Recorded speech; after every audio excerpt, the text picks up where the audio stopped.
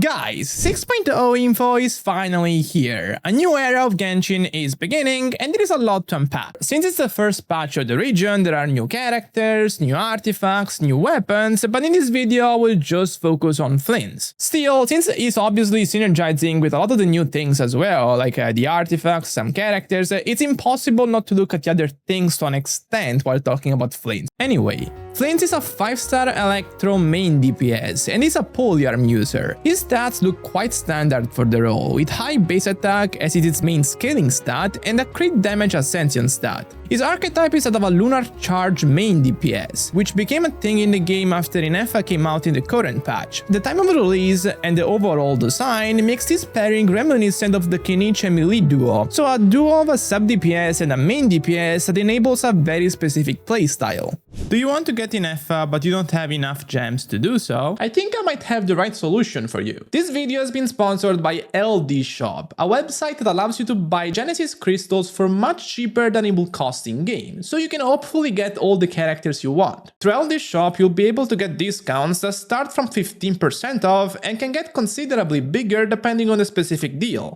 This is, of course, all done legally, and there is no risk of banning game really, something I can testify for myself because I bought from LD Shop before and also other similar means and never had any issues. The website offers a special coupon upon registration to get an additional discount, and you will even get a free Welkin Moon after spending $80 in 1 month. The whole process is also pretty easy and straightforward. You just have to fill out the forms that require your UID and server region, pay through the site, and you will receive the Genesis crystal in-game shortly after. This way you will be able to get the amazing characters you want, but at a lower price than you would otherwise pay. You'll be able to reach LD Shop and get the discounts by clicking on the link in the description below. Anyway, kit-wise, despite being a character from a new region, is actually looking pretty simple. His bread and butter is his elemental skill, which will give him electro infusion and also new scalings to his auto attacks. During this special stance of his, he also gets a new skill version that he can use, which will be instrumental for his combos. This is kinda like Sino, but during his elemental burst gets a new elemental skill version to use. The reason this skill is important is because it changes the functioning of his elemental burst. In fact,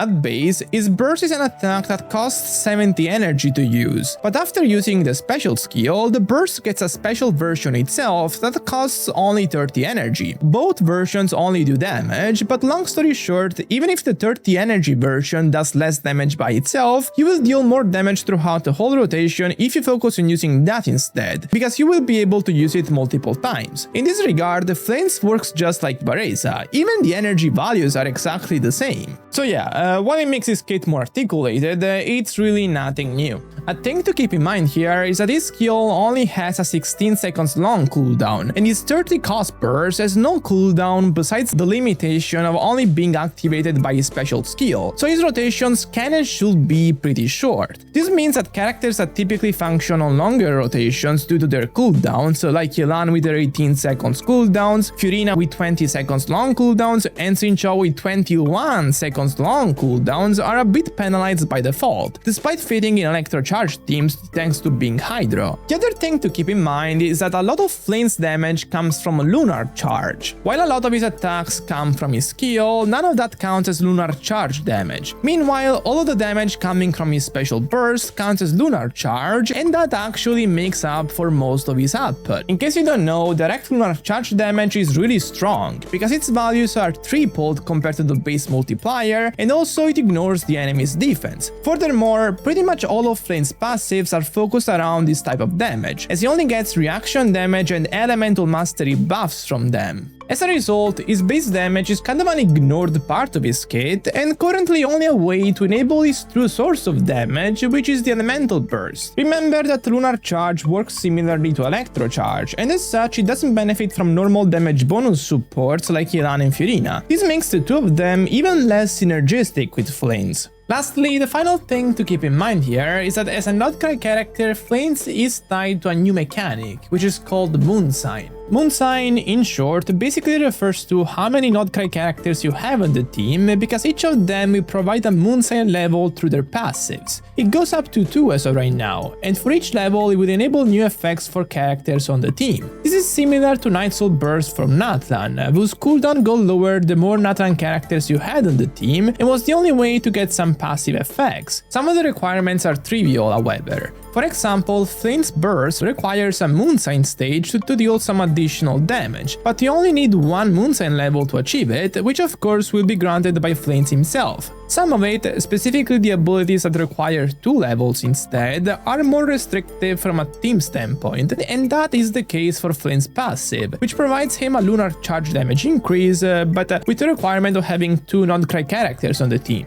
Now, for Flint specifically, having 2 Node Krai characters on the team is not that big of a deal, because the lunar charge damage increase he gets from it is not that big of a damage boost. However, when looking at the bigger picture, it becomes more of a requirement. Flint's signature set is a new one that's coming out next patch, and its bonuses are tied to moon sign in the same way. Specifically, as it stands, you will need 1 Node Krai character to get 15% crit rate from it, and 2 to get 30% from it. So, even though for Flint specifically it's not that big of a deal, you will realistically always need a second Node Krai character on his teams because of the artifact. Now, yesterday the situation was a bit different, because moon sign levels went up to 3 originally, and every effect that required moon sign to function required an additional moon sign level than it currently does. So, for example, Flint needed 3 Node Krai characters on the team instead of 2 to get the lunar charge damage bonus. Artifact set previously gave 15% crit rate with 2 Node Krai characters and 45% with 3, which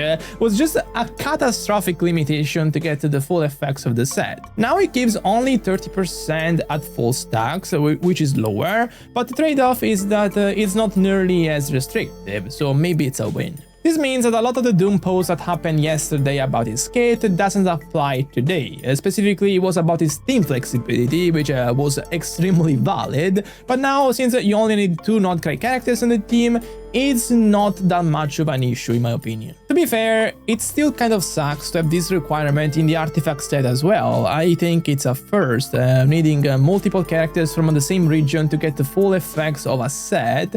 But at least it's not 3, because previously you needed to have Ineffa on the team, a limited 5-star, to get the full effects for these artifacts for Flins, otherwise you were screwed. Now, Flint's reliance on Ineffa is still very much a talking point, probably the biggest talking point about this character. Does Flint need Ineffa to function? The answer to this question is better visualized through the team calculations I've prepared. But first, let me remind you that if you enjoy my content but you haven't subbed yet, please consider doing so, because it really makes me notice your support. So, how much does Flint need Ineffa?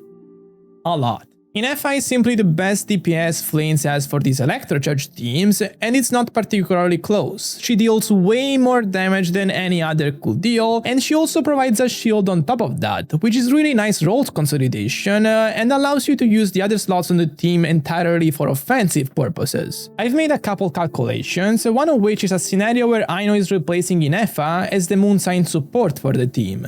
As you can see, the drop-off from lacking Ineffa is pretty significant. Compared to how Kinich and Emily were, I think this is worse. Flint is definitely more reliant on Ineffa, because at release, Emily could still be replaced by Furina. Emily was best in slot, but Furina was almost just as good with a core of Bennett and Shaling on Kinich's team. While for Ineffa, that's not the case at all. In his best teams, however, he's looking pretty good, but not insanely impressive as of right now. I've calculated this with a low constellation Aino in mind, so theoretically it can get even better, but Flint on this composition is already looking competitive with some of Vareza's best teams, Vareza being the unquestionable best Electro DPS in the game and the arguable third best DPS as a whole. Note that Sucrose works really well with Flint, because unlike a character like Kazuha, who provides damage bonus through his words and as such doesn't buff lunar charge damage through that, Sucrose provides elemental mastery, which is much more valuable. On top of that, she can use the Drilling Tails weapon, which provides high attack percent bonuses. As a whole, Flint looks pretty strong in his best teams, but quite average otherwise. I wouldn't say his reliance to Ineffa is as strong as something like Skirk's reliance to Escoffier, for example, because Escoffier just does more for the team than Ineffa does, but it's still a big difference, and that blows, because Ineffa just came out this patch, she's a limited 5-star, and so if you pull for her, pulling for Flins in the next patch won't be easy. And with this, I'm done for today. If you enjoyed this video, make sure to subscribe, and also go check LD shop in the link in the description below. Bye bye.